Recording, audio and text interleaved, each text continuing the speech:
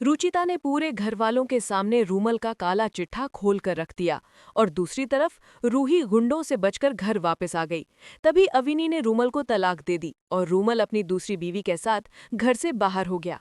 जी हाँ दोस्तों, अब ऐसे में सोनी ने उन गुंडों को रुचिता को अगवा करने के लिए कहा था, मगर गुंडों ने गलती से रूही को ही अगवा कर लिया, जिससे सोनी की चाल उसी पर भारी पड़ गई। सोनी अपने कमरे में जाकर खुद से कहती है, मैं तो रुचिता को अगवा करवाना चाहती थी, मगर इन लोगों ने गलती से रूही को पकड़ लिया। अब मैं क्या करूं? इतने में सोनी की ये बात रुचिता सुन लेती है। साथ ही रुचिता घर वालों को रूमल का काला सच बताकर अविनी का घर बर्बाद करने का फैसला कर लेती है।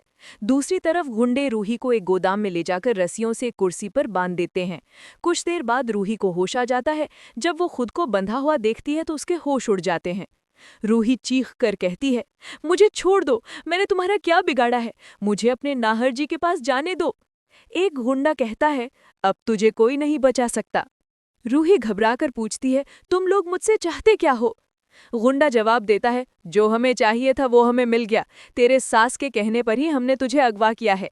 ये बात सुनकर रूही पर सोनी का काला सच खुल जाता है। गुंडे रूही को बांधकर वहीं छोड़कर पार्टी मनाने चले जाते हैं।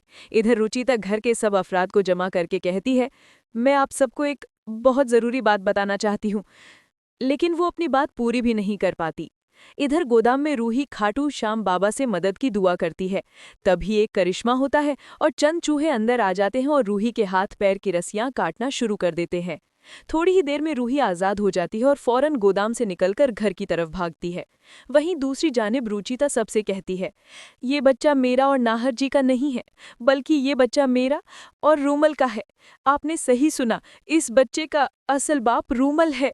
ये सुनकर सबके पैरों तले जमीन निकल जाती है। इतने में रूही भी वहां पहुंच जाती है और सारी बातें सुन लेती है। रूही सीधा रूमल के पास जाती है और उसे एक जोरदार थप्पड़ मार देती है।